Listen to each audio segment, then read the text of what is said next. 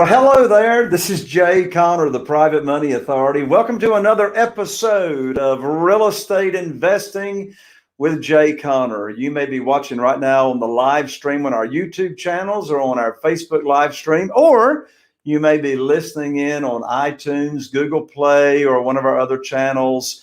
And wherever you are tuning in from, I'm excited you are here for this episode because today's episode is titled, Do Not Do This Deal. Do not do this deal.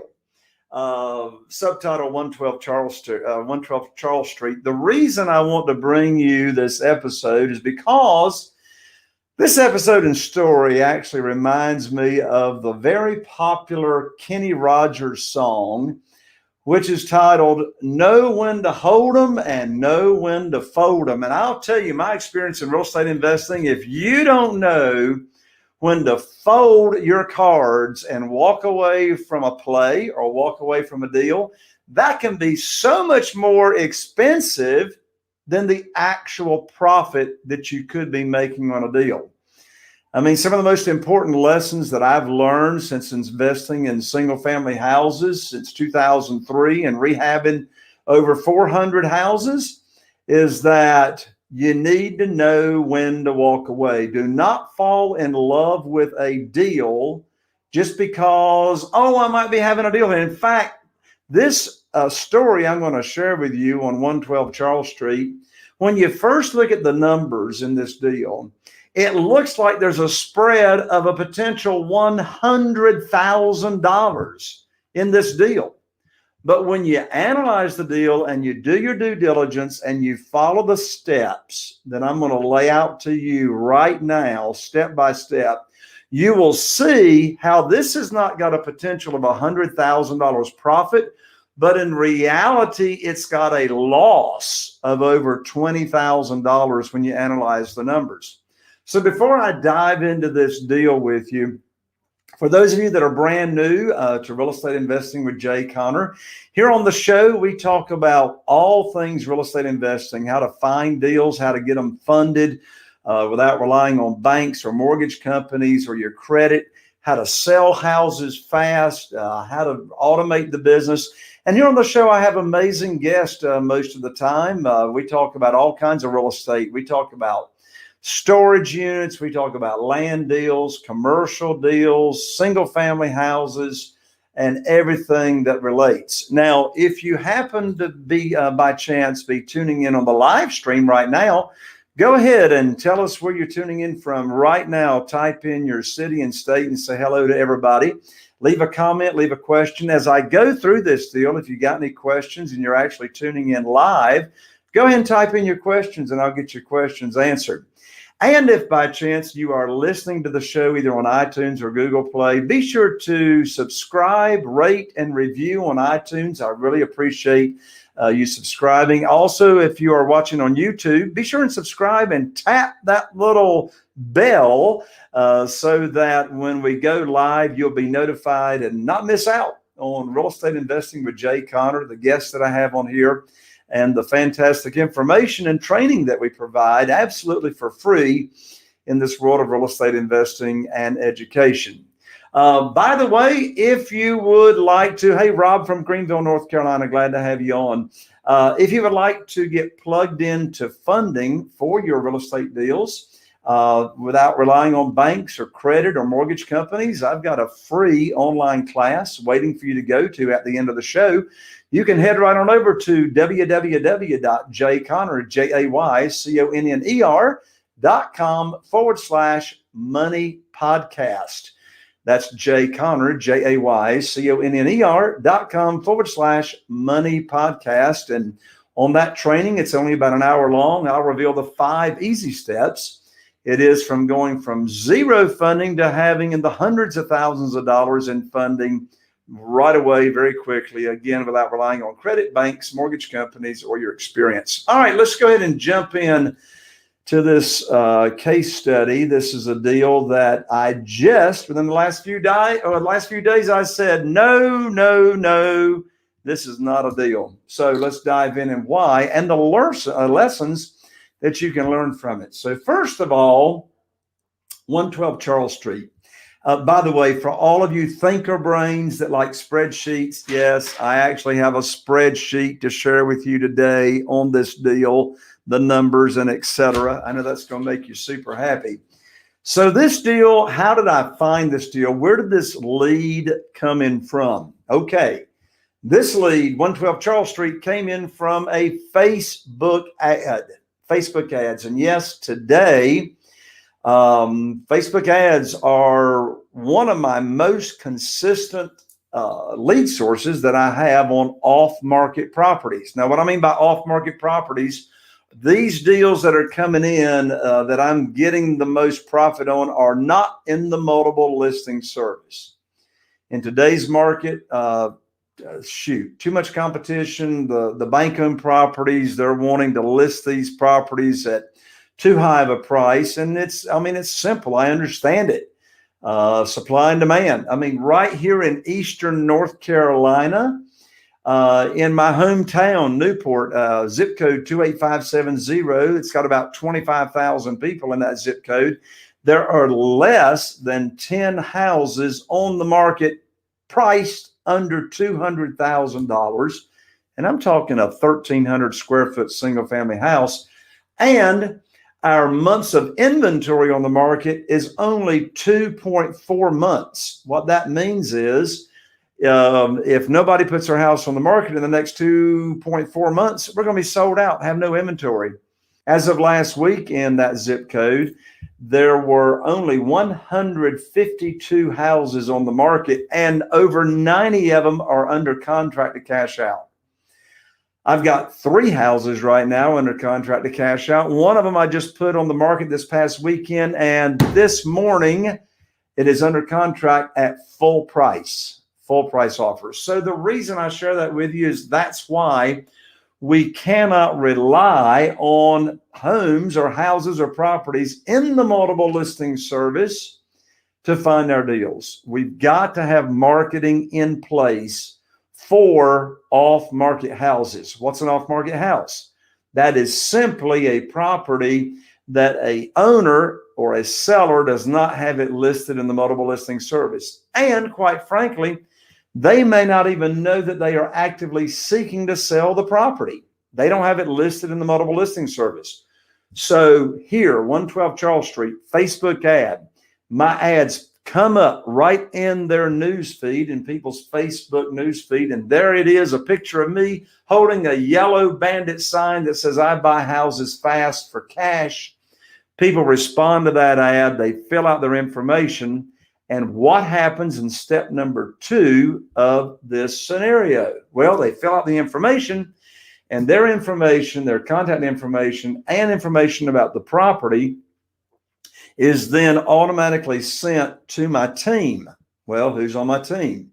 Well, my important person that gets the initial information from all of my sellers, her name is Kim, and she is my acquisitionist.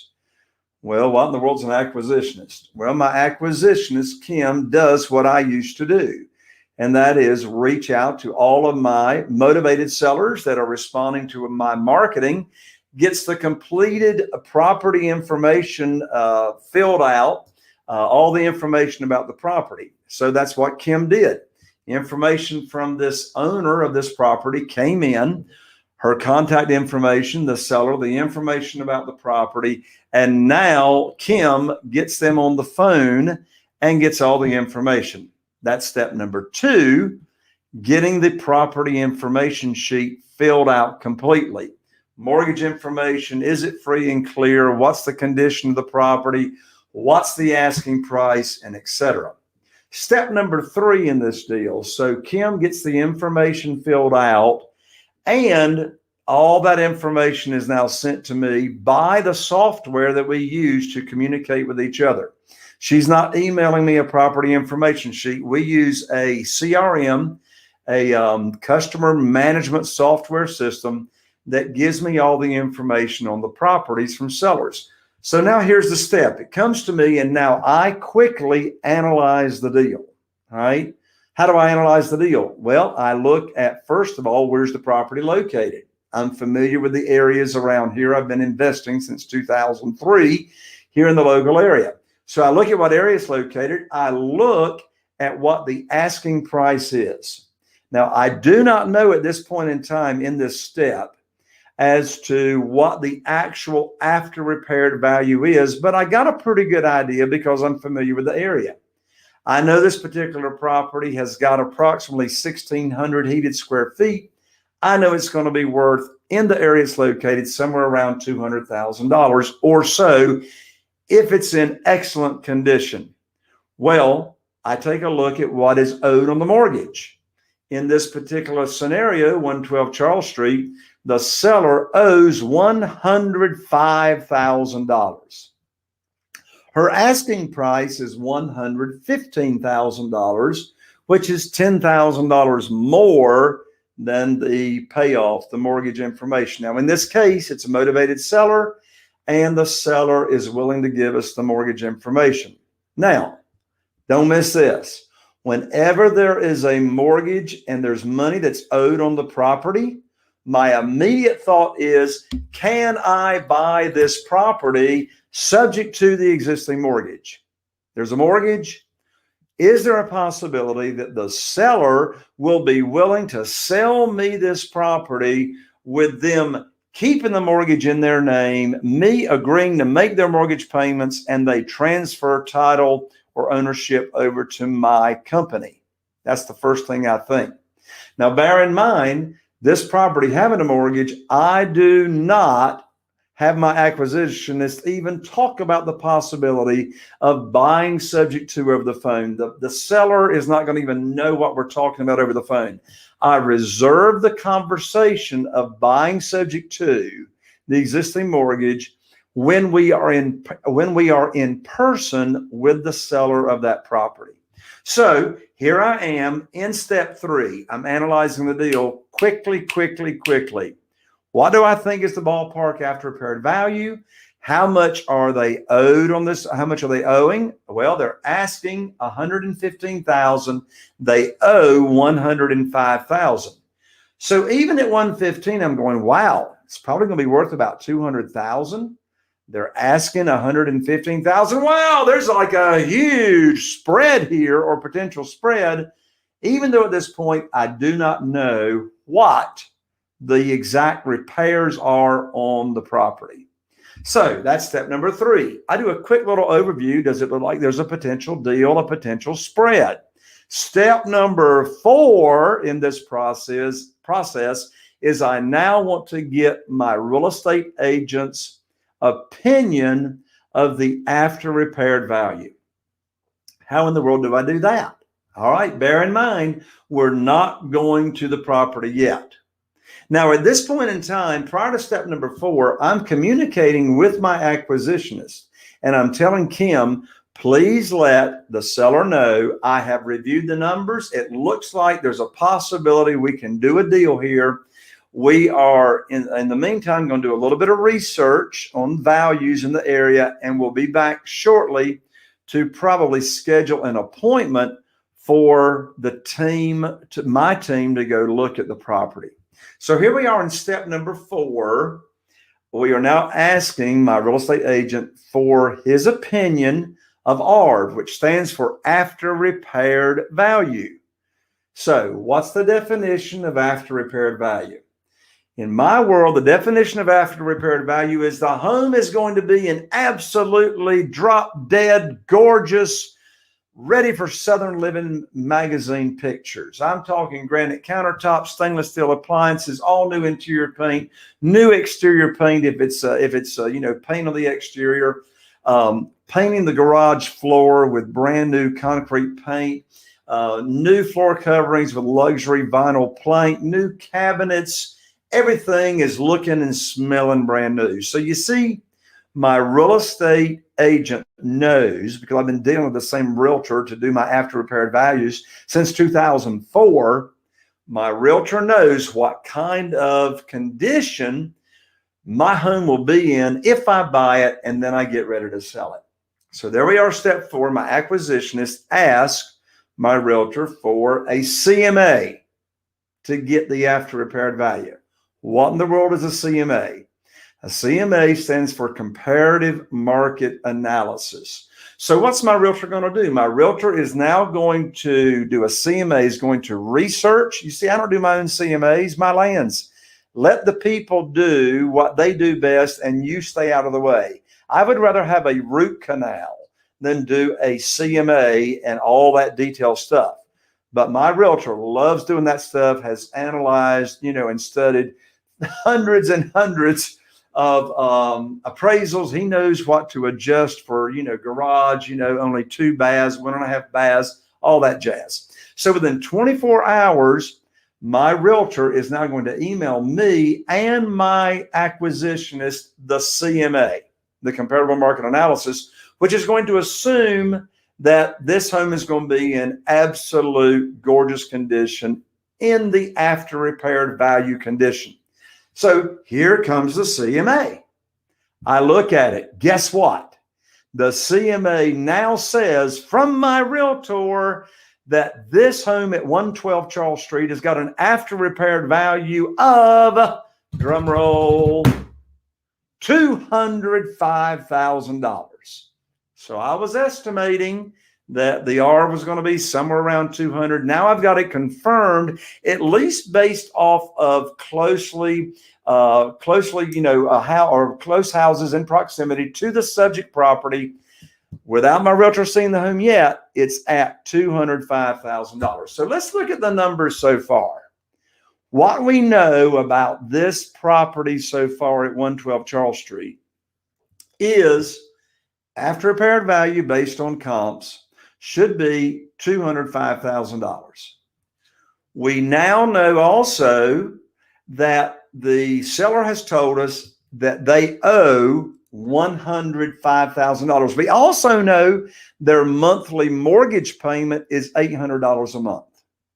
We know the seller's mortgage payment is $800 a month. I already know if repairs are not off the chart, I can get a positive cash flow by charging $1,200 a month to a rent-to-own buyer in this area.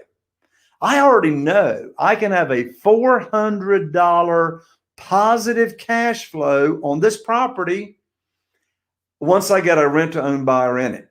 So we know the after repaired value is $205,000. Prior to my realtor actually going and looking at the property, make sure we don't have any ugly neighbors or, ugly properties next door that would reduce the value. We know the asking price is $115,000. We know the seller owes $105,000. We know the monthly mortgage payment, including insurance and taxes, is $800. We know we can rent it out on rent to own for $1,200. That's what we know so far. Sounds like it's worth going to take a look at it, right? Now, what's the next step? Next step is step number 5. Let's go look at the property. It's now time for the team to go look at the property. Why do we want to look at the property? The objective, the reason we're going to go look is for two sole purposes, 2 reasons. Number 1, estimate repairs. I have no idea yet, really. I have no idea yet as to whether this is a deal. I know it's a potential deal. Look at that spread we're looking at, right? My lands, big potential spread, but I have no idea really if this is a deal because I have no idea what the repairs are. So how are we going to do that? Well, I happen to be in town since we're not traveling very much these days. And so I'm going to go with the team. Who's the team? All right. My team are the following to determine repairs.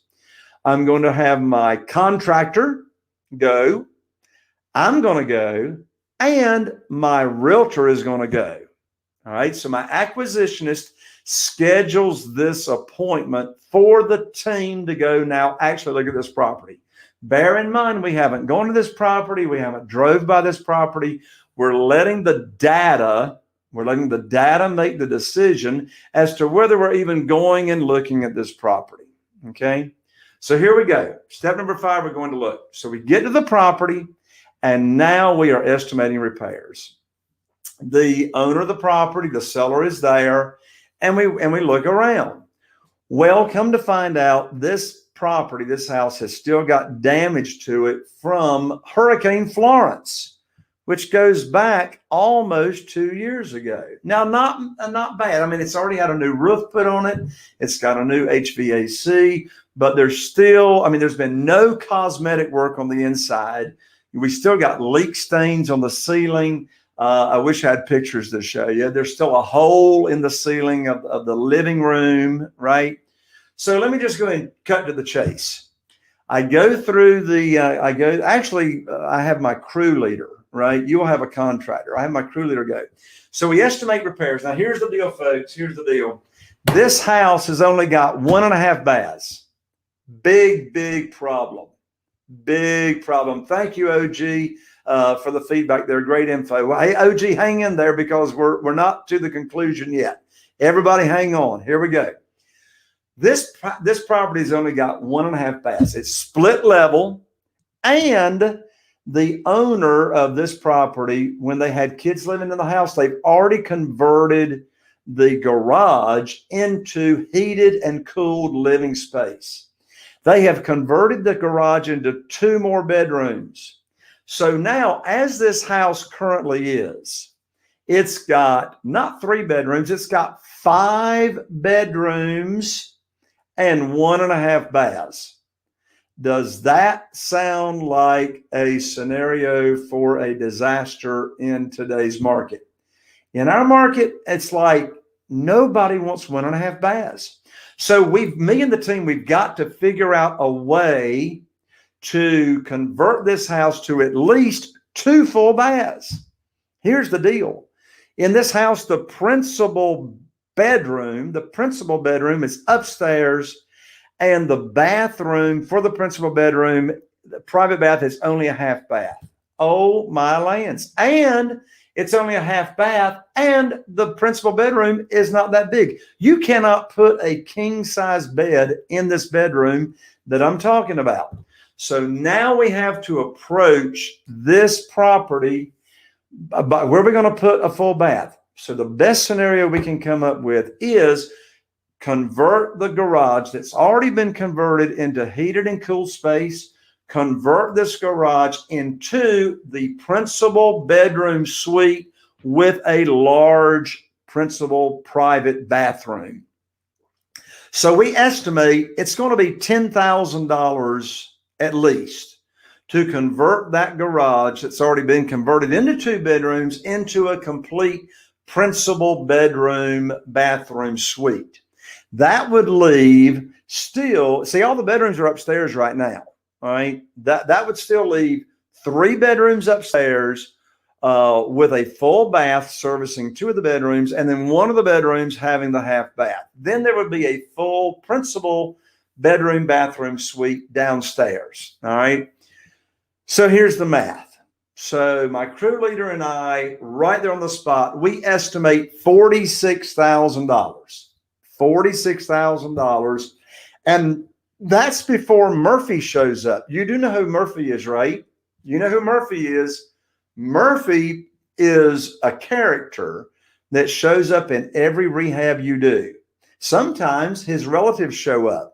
Grandparents, cousins, sisters. You have all these unexpected expenses. So I always calculate at least $10,000 in unexpected repairs, also known as Murphy repairs. Yes, watch for Murphy in every property. So I'm already at $46,000, not including the unexpected. So let's run the math. Let's run the math. By the way, before we run the math, I want to share with you my conversation that I had with the seller of this property before I left the property. And before we leave, I always tell the seller that we're going to do our research and we'll come back to you within 24 hours with our best offer. Now, if you're in a competitive market, you need to make your offer to the seller while you're there, right there in front of them, before your competition shows up and makes an offer. All right. Very, very important. Go under contract right there and then if you can. In my market, there ain't no competition, but in most markets, there is. So listen to this conversation that I had with the seller. I said to the seller, and see, the seller knows nothing about subject to up until this moment.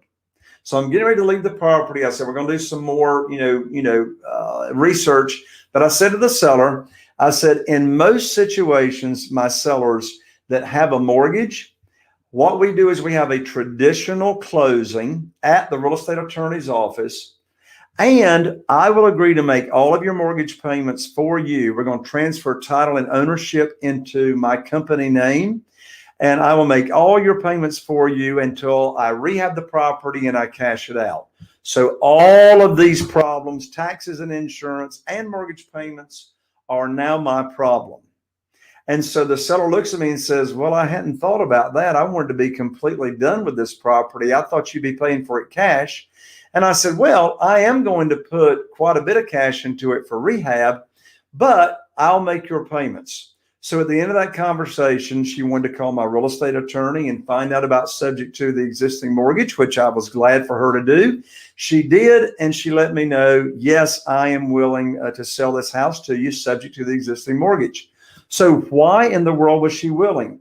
She needed debt relief. She needs debt relief. She's making this payment. She's already moved out to another house, and this monthly mortgage is drowning her. She is current on her payments, but she needs debt relief big time. She agrees to sell to me on subject to the existing mortgage. So back to where we are. We're now leaving the property, and I now know the repairs. Well, let's run the math. This is now step 6 is constructing the offer to buy it subject to. Now let's run the math. Step number 7 is running the math. And what is it that always makes the decision on whether you buy a property or not? And that is the math. What's the math? When you are putting any kind of money in the property, and by the way, I'm not putting $46,000 of my own money in this property. I'm going to use private money to fund the rehab of this house. So I will buy it, if the math makes sense, I will buy it subject to the existing mortgage, and I'll use private money in a second position for the rehab. Now, by the way, remember, she's asking $115,000. So let's run the math. The math is the Mayo formula. What does Mayo stand for? This is the formula you're going to use to decide whether you're going to make an offer and buy the property or not. Here's the Mayo formula, which stands for maximum allowable offer. Mayo formula starts with ARV, the after repaired value.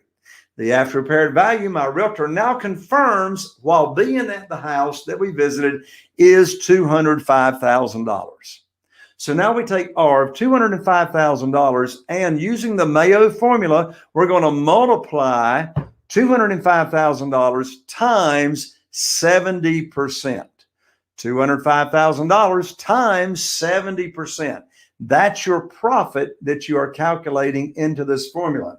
So $205,000 times 70% equals $143,500. 205,000 times 70% equals $143,500. Now we're going to subtract repairs, $46,000. Well, let's do that. That's going to give us the maximum allowable offer right there, but we never make Mayo. We never offer Mayo. We're going to give ourselves a $10,000 buffer. So let's run the Mayo formula. $205,000 times 0.70 equals $143,500, as I just said. Now we're going to subtract repairs of $46,000. There's Mayo right there. Maximum allowable offer is $97,500. Oh my lands. The maximum allowable offer is way below what the seller owes of $105,000, right? I mean, they owe 105. They're asking 115. Mayo maximum allowable offer is 97.5, but look, that's not the maximum offer we can make. Remember, we've got to subtract an additional $10,000 for Murphy, the unexpected. So actually, the offer I can only make on this house is $87,500. That's $205,000 times 70%. equals 143.5. Less repairs of 46,000 equals 97.5. Less $10,000 for Murphy, the unexpected maximum $87,500. And my lands, she owes $115,000. Well, the lessons are not over yet. Hang on with me one more second and we'll be done with this show. So I said, let me get 2 more estimates. So I know my crew leader, we can do it with the crew for 46,000 and an account for an additional 10,000. So what do? I get a bid from a contractor that I know and trust. Look what my contractor's bid was at his cost. 64,000 there at the bottom, $64,680. But look, with his profit, his charge to me is $76,000 plus dollars. My lands, that's $30,000 more than the crew. I had another contractor bid, and look, for all you thinker brains, yeah, there's all the line item budgets. There's all the line item budgets, right? Had another contractor come in at $66,000, so I confirmed that me and my crew were coming in at the best at $46,000. What's that lesson learned? Always get multiple bids just to be sure you're getting the very best deal, right? So there you have it, folks. The math makes the decision. 87,000. And look, that's not even taking into account that half. Well, that does take into account converting the half bath, to a full bath. So I looked at this a different way. I said, look, what if I don't do that garage conversion? Why don't I just, do the rehab and sell it on rent to own? Well, my lands, my repairs are still at $36,000. I looked at doing it on a work for equity.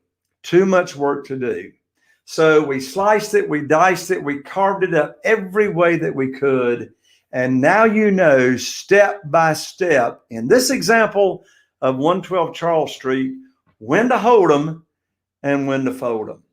There you have it, folks, another episode. If you liked this episode, be sure and subscribe, rate, and review. Give us some comments there if you're on YouTube. If you're listening to us on iTunes, Google Play, be sure and give us some feedback. We appreciate all your feedback, and I appreciate you being here. I'm Jay Conner, the Private Money Authority, wishing you all the best, and here's to taking your real estate investing business to the next level. I'll see you on the next episode of Real Estate Investing with Jay Conner. See you on the next show.